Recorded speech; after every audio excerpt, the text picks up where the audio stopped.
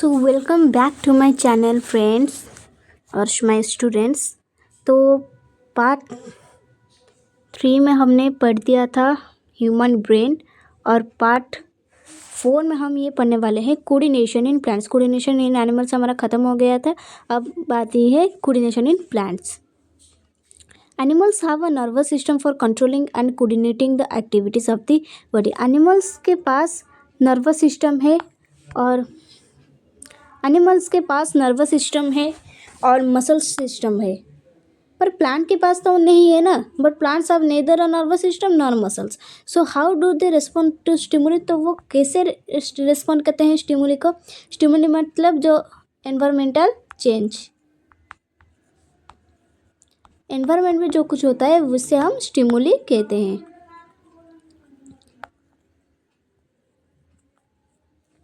Okay, when we touch the leaves of a chewing or the sensitive or touch me not plant and the mimosa family, वो जो एक पौधा होता है ना जिसे टच करने से वो बुझ जाता है, हाँ वही chewing plant, they begin to fold up and droop when they are touched, they begin to मतलब fold हो जाते हैं और droop बंद हो जाते हैं।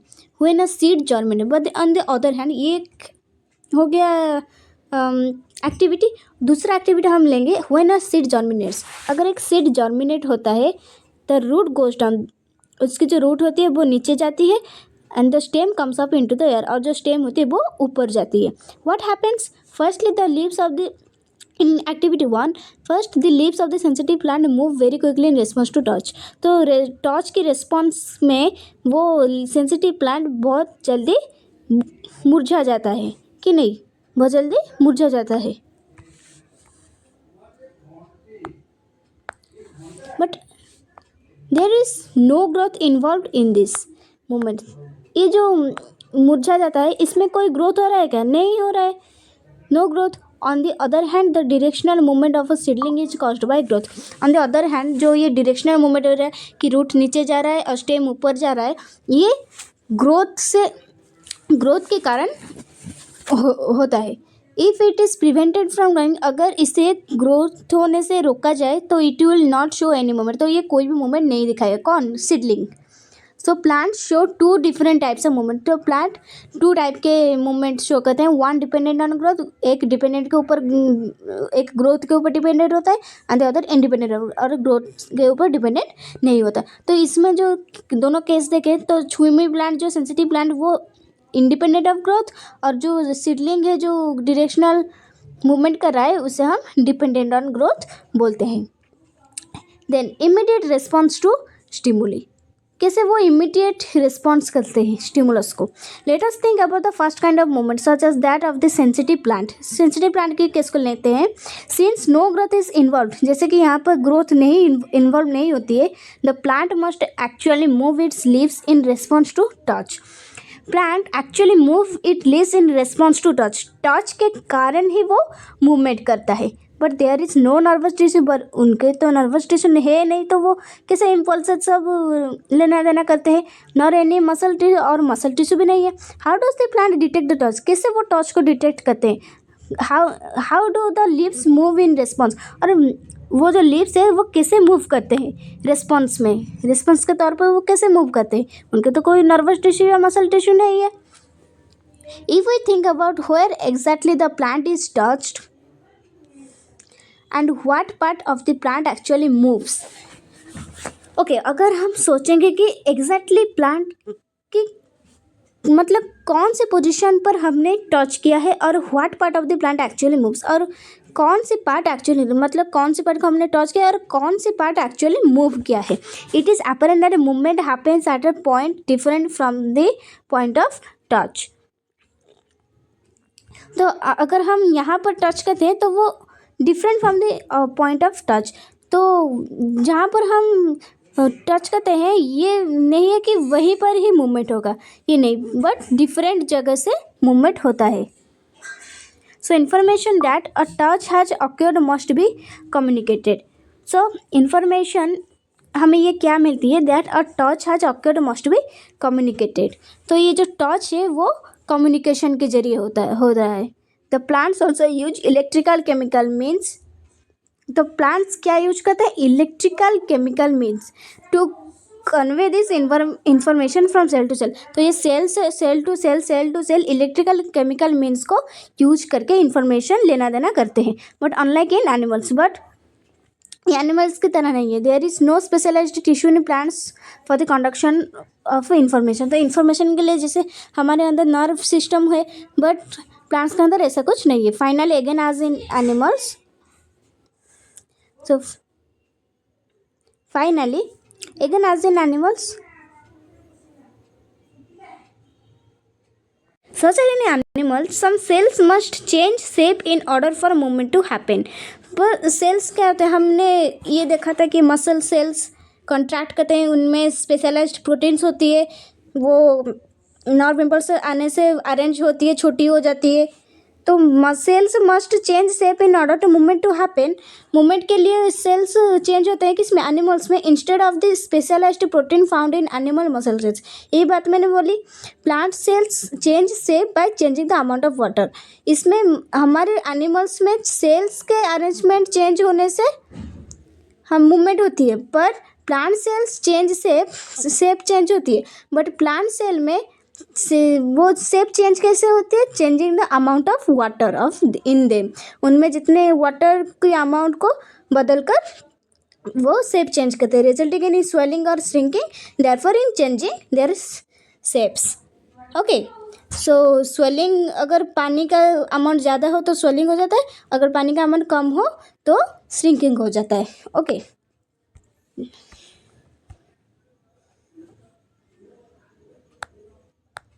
Then movement due to growth. Movement due to growth क्या होता है? Some plants like the pea plant climb up other plants और fences by means of the tendrils. Okay, जैसे कि पी प्लांट हो गया, climb up other plant. Okay, वो pea plant कैसे होता है ना, ऐसे वो लटक, मतलब ऐसे वो हो जाता है, ऐसे ऐसे, और fences by means of tendrils, और उसमें टेंड्रिल्स ऐसे ऐसे निकलते हैं। These tendrils are sensitive to touch। ये टेंड्रिल्स सेंसिटिव होते हैं टच के लिए। When they come in contact with any support, जब वो किसी सपोर्ट के कांटेक्ट में आ जाते हैं, अगर वो एक सपोर्ट, मतलब ले लो स्टिक के सपोर्ट में आ जाते हैं, the part of the tendril in contact with the object doesn't grow as rapidly as the part of the tendril away from the object. Okay, so अगर ये एक सपोर्ट में आ जाए, अगर ये एक स्टिक में आ जाए, तो ये धीरे धीरे ग्रोथ होता है।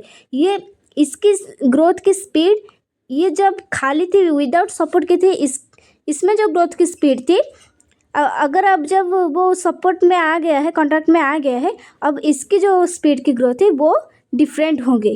ओके, तो ये इतना ज़्यादा भी रैपिड, इसकी तरह इतना ज़्यादा भी रैपिड ग्रोथ नहीं कर पाएगा।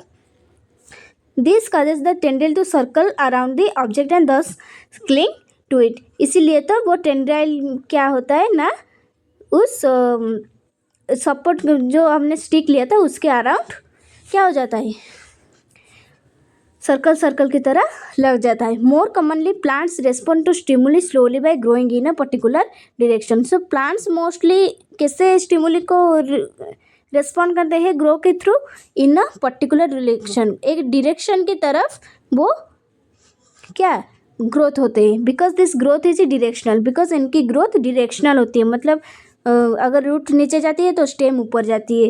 ओके, तो it appears as if the plant is moving as, तो ये कैसा लगता है, जैसे कि प्लांट्स मूव कर रही है। Let us understand this type of movement with the help of an example. ये देखो, यहाँ पे एक एक्टिविटी ली गई है,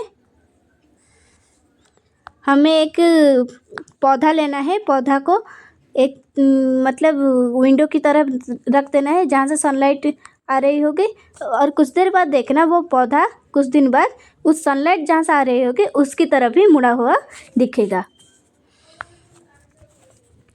okay, environment triggers such as light or gravity will change the direction that plant parts grow in। तो environmental triggers, जितने सारे environmental features हो गए, जितने सारे, जैसे कि लाइट हो गया, ग्रेविटी हो गई, will change the direction that plant parts grow in. तो वो ये सब लाइट ग्रेविटी ये चेंज कर सकती है, प्लांट पार्ट्स के डायरेक्शन को वो चेंज कर सकती है। दिस डायरेक्शनल और tropic movements can be either towards the stimulus और away from it. This directional और ट्रॉपिक मूवमेंट्स, जो ट्रॉपिक मतलब जो डायरेक्शन में होता है, ओके। तो ट्रॉपिक मूवमेंट का मतलब क्या है? Movement which are in a particular direction in response to stimulus. तो स्टिमुलस के लिए जो एक पर्टिकुलर डायरेक्शन में मूवमेंट होता है उसे हम ट्रॉपिक कहते हैं। ओके, तो डायरेक्शन एक पर्टिकुलर डायरेक्शन में मूवमेंट हो रहा है, तो tropic movements can be either towards the stimulus, okay, can be either towards stimulus, stimulus के टुवर्ड्स हो सकता है और अवे फ्रॉम इट, और स्टिमुलस के अवे भी हो सकता है, टुवर्ड्स हो सकता है और आउटवर्ड्स भी हो सकता है। सो इन two different kinds of phototropic movement. यहाँ पे फोटोट्रॉपिक मतलब फोटो मीन्स लाइट, तो लाइट के जब एनवायरमेंटल ट्रिगर जब लाइट होता है, ओके, जब स्टिमुलस लाइट होता है तो फोटोट्रॉपिक मूवमेंट होता है। Shoots respond by bending towards light while roots respond by bending away from it. So phototropic movement में क्या होता है ना, जब लाइट प्लांट को पड़ती है तो प्लांट की स्टेम जो होती है वो लाइट की तरफ ग्रोथ होती है, मूवमेंट होती है, और उसकी जो रूट होती है वो लाइट से अवे ग्रोथ होती है, नीचे ग्रोथ होती है। How does this help the plant so tropism in response to other stimuli as well. Okay, so plants other stimuli को भी रेस्पॉन्स करते हैं। The roots of a plant always grow downwards while the shoots usually grow upwards and away from the earth। अब यहाँ पे क्या होगा? Gravity होगी। ओके, लाइट का देख लिया फोटोट्रॉपिक मूवमेंट, अब देखेंगे gravitational movement. Okay, gravitational movement में क्या होता है ना, प्लांट की जो रूट होती है वो डाउनवर्ड मतलब ग्रेविटी की तरफ मूवमेंट करता है, व्हाइल द शूट्स और उसकी जो अपर बॉडी है वो ग्रेविटी के आउटवर्ड ग्रोथ करती है। Okay, this upward and downward growth of shoots and roots respectively in response to pull of earth और ग्रेविटी। ग्राफ्ट के पुल के हिसाब से शूट्स डाउन अपवर्ड जाता है, रूट्स डाउनवर्ड जाता है। ओके, ये इज ऑब्वियसली जियोट्रॉपिज्म, इसे हम बोलते हैं जियोट्रॉपिज्म। पहले गए फोटोट्रॉपिक मूवमेंट जिसे लाइट से हम जानते हैं, और जियोट्रॉपिक मूवमेंट जो ग्रेविटी से होती है। देन हम आते हैं इफ हाइड्रो मीन्स वाटर और केमो में refers to chemicals, what would hydrotropism and chemotropism. तो अगर हम हाइड्रो मीन्स वाटर जानते हैं तो और केमो मीन्स केमिकल जानते हैं, तो फिर हाइड्रोट्रॉपिज्म का क्या मतलब है? कि tropism that the directional movement due to water और टुवर्ड्स द वाटर, और chemotropism that the directional movement due to any chemicals। okay, can we think of examples of these kinds of directional growth movements? क्या हम example देख सकते हैं? हाँ, देख सकते हैं। One example of chemotropism is growth of pollen tubes. Flower में जब पोलन ट्यूब्स होती है, ये हो गए उसके ओवारी, ये उसके फीमेल रिप्रोडक्टिव पार्ट और ये उसके मेल रिप्रोडक्टिव पार्ट। तो जो पोलन ट्यूब्स की जो ग्रोथ होती है टुवर्ड्स ओव्यूल्स, ये ओव्यूल्स की तरफ ग्रोथ होती है, about which we will learn more when we examine the reproductive procedure वगैरह। जो रिप्रोडक्शन पढ़ेंगे तब ये जानेंगे। ओके, तो जो पोलन ट्यूब्स होती है तो वहाँ से क्या, पोलन ट्यूब से पोलन ग्रेन्स निकलेगी। ओके, तो ये केमोट्रॉपिज्म में जाता है।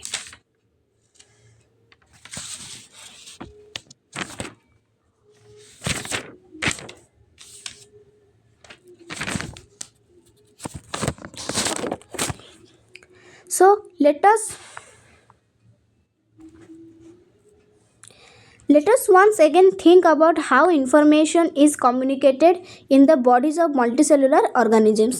So multicellular organism में और किस तरह से information क्या communication communicated होती है। The movement of the sensitive plant in response to touch is very quick। वो जो sensitive plant था, छुई मुई plant, उसे अगर टच होते थे तो मुरझा जाते थे, तो उसका रिस्पॉन्स बहुत ही क्विक था। The movement of sunflowers in response to day or night। और सनफ्लावर्स की मूवमेंट, जब सूरज खिलता है तो सनफ्लावर सूरज की तरफ ही मतलब उड़ता है, डे और night, in response to day और नाइट, और नाइट में मुरझा जाता है। On the other hand is quite slow. और ये जो सनफ्लावर्स की रिस्पॉन्स है वो the movement of the on the other hand is quite slow. जिस सनफ्लावर्स के जो रेस्पॉन्स है वो थोड़ी स्लो है। Growth related movement of plants will be even slower, और ग्रोथ रिलेटेड जो मूवमेंट है वो इवन और भी स्लोअर है। मतलब जो इंडिपेंडेंट ग्रोथ है वो थोड़ी क्विक है, और जब जो ग्रोथ पर डिपेंडेंट ऑन द ग्रोथ है वो थोड़ी स्लो है। Even in animal bodies there are carefully controlled direction to growth. व हमारे एनिमल्स में भी कुछ डायरेक्शन रहते हैं ग्रोथ के लिए। और arms and fingers grow in a certain direction. हमारे आर्म्स और फिंगर्स क्या यहाँ पे उठ जाते हैं कि नहीं, वो सब एक डायरेक्शन में ही उठते हैं। उनका एक स्पेशलाइज्ड डायरेक्शन होता है, not haphazardly. So controlled movement can be either slow और fast. So control movements can be either slow और फास्ट। और ये जो कंट्रोलिंग मूवमेंट है वो स्लो हो सकता है, फास्ट भी हो सकता है। If fast response to stimuli are to be made, information transfer must happen very quickly. जो अगर हम स्टिमुली को जल्दी से रेस्पॉन्स करते हैं तब तो वो इसका मतलब the information transfer of information is very quickly. For this the medium of transmission must be able to move rapidly. इसलिए the medium of the transmission का जो मीडियम है क्या, nervous system, must be able to move rapidly. और medium of transmission क्या है, neurons. Okay, neurons से वो अगर जल्दी से मूव कर रहे होंगे तो इसका मतलब इंफॉर्मेशन भी जल्दी से मूव हो रहा होगा।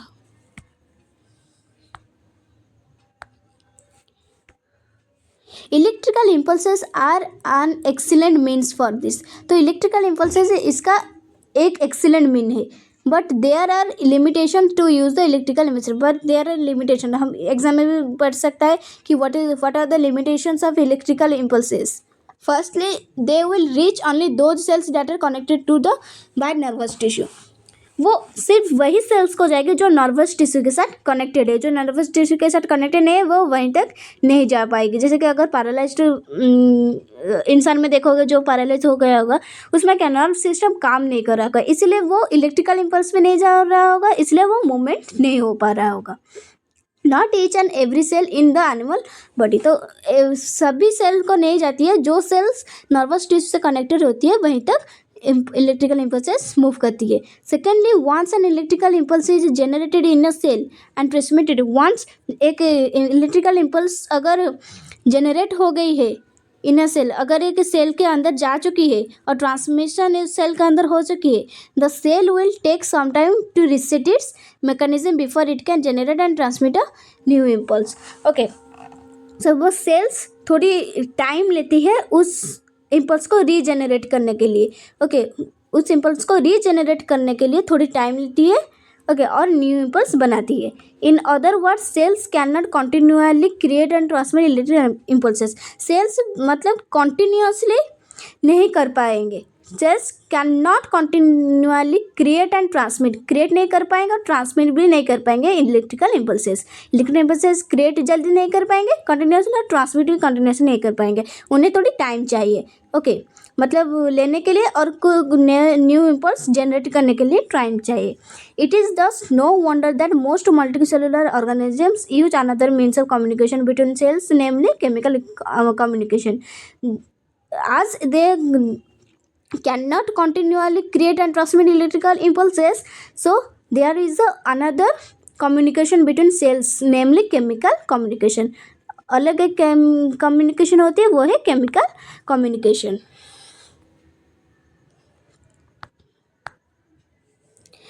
If instead of generating an electrical impulse, अगर इलेक्ट्रिकल इम्पल्स जनरेट के अलावा stimulated cells release a chemical compound, अगर स्टिमुलेटेड सेल्स जो सेल्स स्टिमुलेटेड हैं, स्टिमुलस को ऑब्जर्व किए हैं, हाँ, अगर वो केमिकल कंपाउंड रिलीज करे तो this compound would diffuse all around the original cells. तो ये केमिकल कंपाउंड क्या होगा ना, सारे सेल्स के अंदर डिफ्यूज हो जाएगा। If other cells around have the means to detect this compound using special molecules on their surfaces, then they would be able to recognize information. If other cells around have the means to detect this compound using special molecules on their surface। अगर और जितने सारे sales होंगे, okay, अलग sales होंगे, अगर उनके surface पे एक स्पेशलाइज्ड मॉलिक्यूल्स होगा जो इस केमिकल कंपाउंड को डिटेक्ट कर सकता है, पहचान सकता है, तो इवन ट्रांसमिटेड, तो ये इसको ट्रांसमिट कर सकता है। This will be slower of course, ये स्लो प्रोसेस हो सकती है, but it can potentially reach all cells of body, but ये इसकी क्षमता रखती है ये सारे सेल्स के, बॉडी के सारे सेल्स को पहुंचा सकता है, regardless of nervous connection, and it can be done steadily and persistently, ये स्टेडीली हो सकता है, परसिस्टेंटली हो सकती है, लगातार कंटिन्यूसली हो सकती है। दीज कंपाउंड्स और hormones used by multicellular organisms for control and coordination show great deal of diversity. तो ये जो कंपाउंड्स होते हैं और हार्मोन्स होते हैं, ओके, तो ये जो केमिकल कंपाउंड होते हैं उसे हम हार्मोन्स कहते हैं। तो दीज कंपाउंड्स और hormones used by multicellular organism के द्वारा यूज किया जाता है for control and coordination show great deal of diversity, बहुत ही अलग विविधता दिखाई देती है as we would expect. Different plant hormones help to coordinate growth. Okay, so different plant hormones help to coordinate growth. Plant के भी हॉर्मोन्स हॉर्मोन्स होते हैं जो ग्रोथ को कोऑर्डिनेट करते हैं, development and responses to the environment, उनकी development में हेल्प करती है और एनवायरनमेंट की चेंजेस को, स्टिमुली को रिस्पॉन्स करने में भी हेल्प करते हैं। They are synthesized at places away from where they act and simply diffuse to the area of action. वो जिस एरिया पर एक्शन उन्हें करना है और जिस एरिया पर उन्हें एक्ट करना है वो उससे डिफरेंट जगह पर बनते हैं। वो हार्मोन्स जहाँ एक्ट करना है वहीं पर हार्मोन्स नहीं बनते हैं, वो अलग जगह में बनते हैं, और जहाँ पर एक्ट करना है वो वहीं तक जाते हैं। Okay, let us take an example that we have worked with earlier activity 7.2. When growing plants detect light, जब वो प्लांट लाइट को डिटेक्ट करता है, a hormone called auxin, okay, एक हार्मोन है, प्लांट की एक हार्मोन है, उसे ऑक्सिन बोलते हैं, synthesized at the shoot tip. ये अगर शूट हो गया तो इसके टिप में वो ऑक्सिन हार्मोन सिंथेसिस होता है, helps the cells to grow longer. ये ऑक्सिन क्या हेल्प करता है कि प्लांट्स की सेल्स को ग्रोथ होने में हेल्प करता है, लॉन्गर मतलब लंबाई होने में हेल्प करता है। When light is coming from one side of the plant, जब लाइट एक साइड से, when the light coming from one side of the plant, जब एक प्लांट के एक साइड से लाइट आ रही होगी, auxin diffuses towards the shady side of the shoot. So auxin क्या होता है,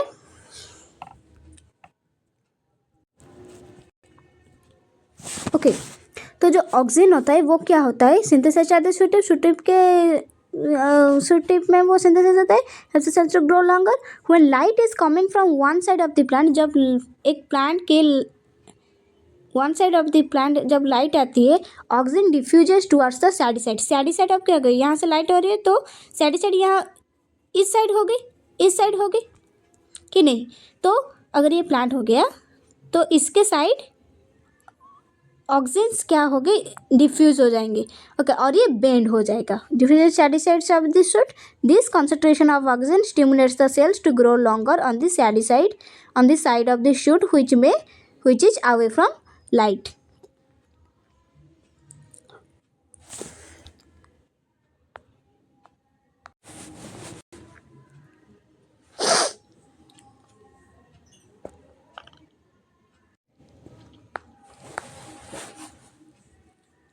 ओके, तो ऑक्सिन क्या होता है ना, diffuses towards the shady side of the shoot. This concentration of auxin stimulates the cells to grow, इस सेल्स को ग्रो लॉन्गर, मतलब सेल्स यहाँ पर यहाँ तक ऑक्सिन्स आ जाएंगे और ये क्या हो गया ना, सेल्स ग्रो करेंगे, grow longer in the side of the shoot which is away from the light. Thus the plant appears to bend towards light.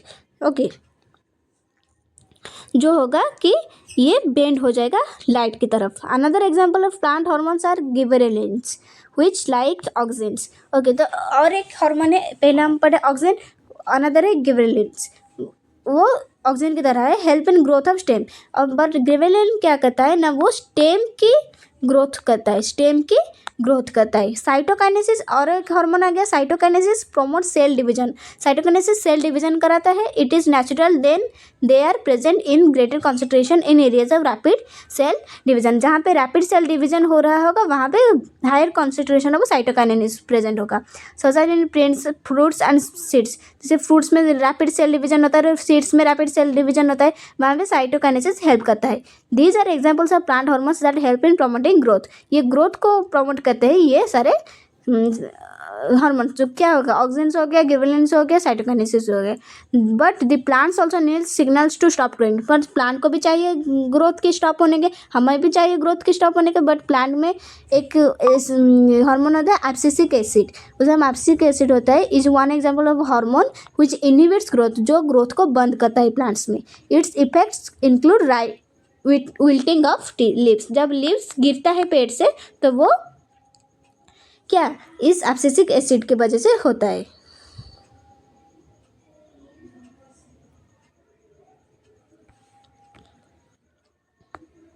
अब ये questions, what are plant hormones, ये तुम लिखोगे. प्लांट हार्मोन्स क्या है, जो हो केमिकल कंपाउंड्स हेल्प करते हैं प्लांट्स को मूवमेंट करने के लिए rather than the movements due to growth. How is the movement of leaves of sensitive plants different from the movement of a shoot towards light? Sensitive plant की response बहुत quick होती है, पर जो मूवमेंट होती है शूट टुवर्ड्स लाइट वो slow होती है. और एक होता है leaves of movement of leaves of the sensitive plant is the independent of growth, but the movement of a shoot towards light is the dependent on growth. Give an example of a plant hormone that promotes growth. Promotes growth क्या करता है, cytokinesis. Okay, how do oxygen से promote the growth of a tendril around support. तो ये करेंगे क्योंकि side में हो जाता है, इसीलिए टेंड्रिल को वो सर्कल हो जाता है. Design an experiment to demonstrate hydrotropism. Okay, तो एक्सपेरिमेंट करना, वो प्लांट रखना, फिर वाटर रखना, जैसा करके एक एक्टिविटी बनाना.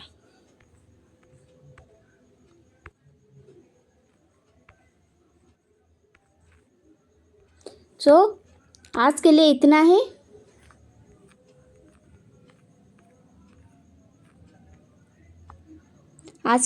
ही. सो अगर मेरी वीडियो अच्छी लगी है तो इसको लाइक, शेयर एंड सब्सक्राइब ज़रूर करना. और इस तरह की वीडियोस के लिए मुझे कमेंट ज़रूर करना. अगर तुम्हें अच्छी लगती है वीडियो तो मैं अलग चैप्टर्स के भी करा लूँगी. बायोलॉजी के अलावा मैं केमिस्ट्री और फिजिक्स भी करा लूँगी. ठीक है, अगर चाहो तो तुम मुझे कह सकते हैं, इंग्लिश भी करा दूँगी और हिस्ट्री, ज्योग्राफी भी. ओके, तो थैंक यू.